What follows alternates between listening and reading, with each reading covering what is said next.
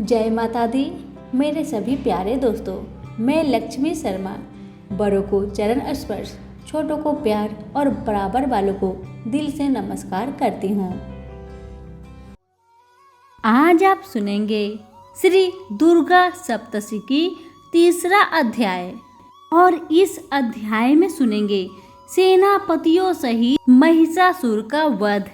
महर्षि मेधा ने कहा, महिषासुर की सेना नष्ट होते देखकर उस सेना का सेनापति चिछुर क्रोध में भर देवी के साथ युद्ध करने के लिए आगे बढ़ा।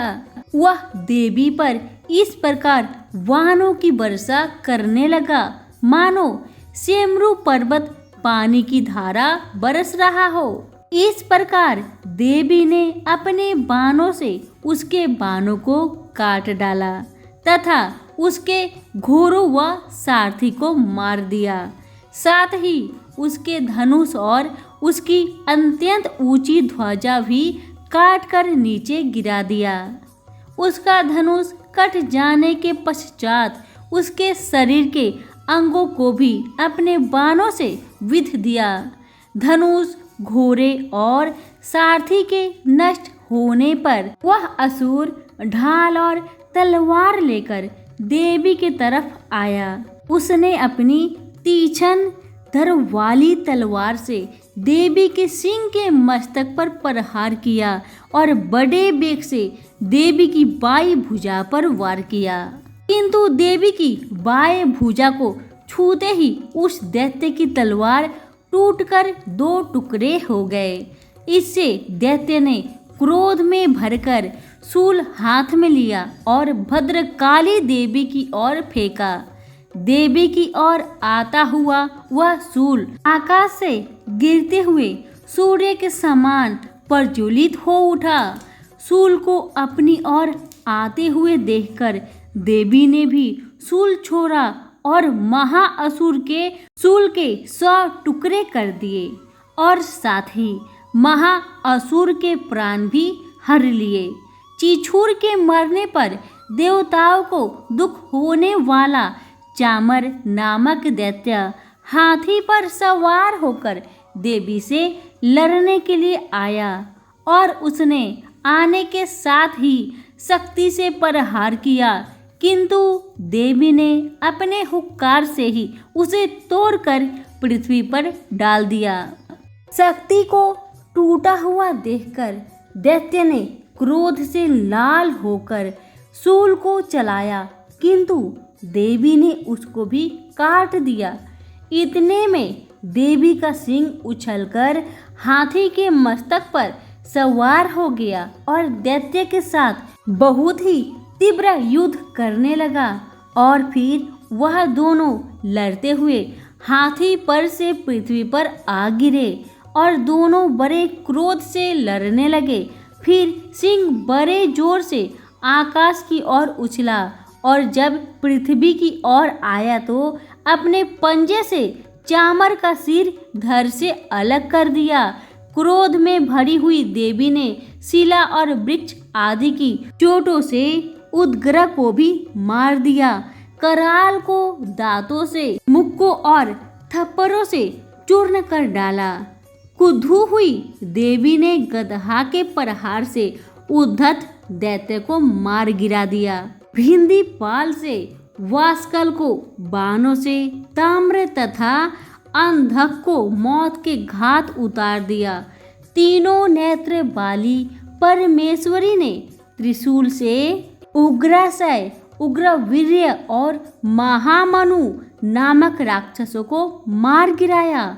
उसने अपनी तलवार से बिडाल नामक दैत्य का सिर काट डाला तथा अपने बाणों से दुर्धर दुर्मुख दोनों राक्षसों को यमलोक पहुंचा दिया। इस प्रकार जब महिषासुर ने देखा कि देवी ने मेरी सेना को नष्ट कर दिया है, तो वह भैंसे का रूप धारण कर देवी के गणों को दुख देने लगा। उन गणों में कितनों को उसने मुख के प्रहार से, कितनों को खुरों से, कितनों को पूंछ से, कितनों को सींगों से, बहुतों को दौड़ने के वेग से अनेकों को सिंहनाद से, कितनों को चक्कर देकर, कितनों को निश्वास वायु के झोंके से पृथ्वी पर गिरा दिया। इस प्रकार वह दैत्य गणों की सेना को गिरा देवी के सिंह को मारने के लिए दौड़ा। इस पर देवी को बड़ा गुस्सा आया। उधर दैत्य भी क्रोध में भरकर धरती को खूरों से खोदने लगा तथा सिंहों से पर्वतों को उखाड़ उखाड़ कर धरती पर फेंकने लगा और मुख से शब्द करने लगा। महिषासुर के वेग से चक्कर देने के कारण पृथ्वी क्षुब्ध होकर फटने लगी। उसकी पूंछ से टकराकर समुद्र चारों ओर फैल गया। हिलते हुए सिंहों के आघात से मेघ खंड खंड हो गए और श्वास से आकाश में उड़ते हुए पर्वत गिरने लगे। इस तरह क्रोध में भरे हुए राक्षस को देख चंडिका को भी क्रोध आ गया और वह उसको मारने के लिए क्रोध से भर गई। देवी ने पास फेंककर दैत्य को बांध लिया।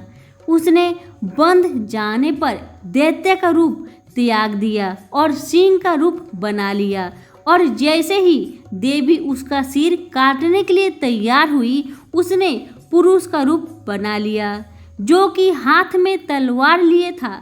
देवी ने तुरंत ही अपने बाणों के साथ उस पुरुष को ही उसकी तलवार ढाल सहित बींध डाला। इसके पश्चात वह हाथी के रूप में दिखाई देने लगा और अपनी लंबी सूंड से देवी के सिंह को खींचने लगा और गरजने लगा। देवी ने तलवार से उसकी सूंड काट डाली।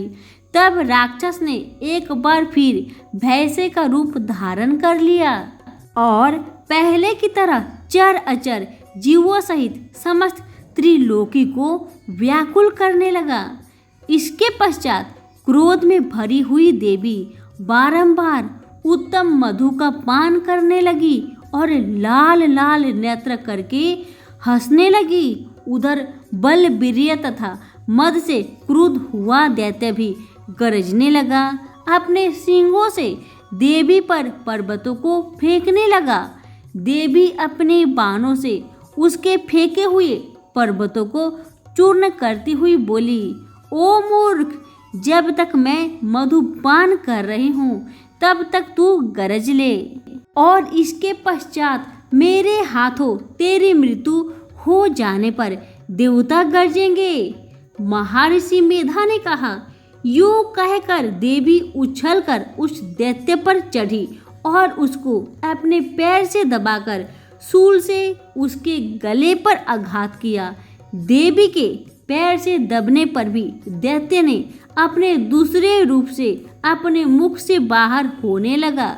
अभी वह आधा ही बाहर निकला था कि देवी ने अपने प्रभाव से उसे रोक दिया। जब वह आधा निकला हुआ दैत्य युद्ध करने लगा तो देवी ने अपने तलवार से उसका सिर काट दिया। इसके पश्चात सारी राक्षस सेना हाहाकार करती हुई वहां से भाग खड़ी हुई और सब देवता अत्यंत प्रसन्न हुए और ऋषियों महर्षियों सहित देवी की स्तुति करने लगे। गंधर्व राज गान करने तथा अप्सराएं नृत्य करने लगी। तो प्रेम से बोलिए दुर्गा मैया की जय हो। कथा पसंद आने पर लाइक शेयर कमेंट जरूर कीजिएगा और हमारे चैनल के साथ जुड़े रहिएगा। आप सभी का बहुत बहुत धन्यवाद।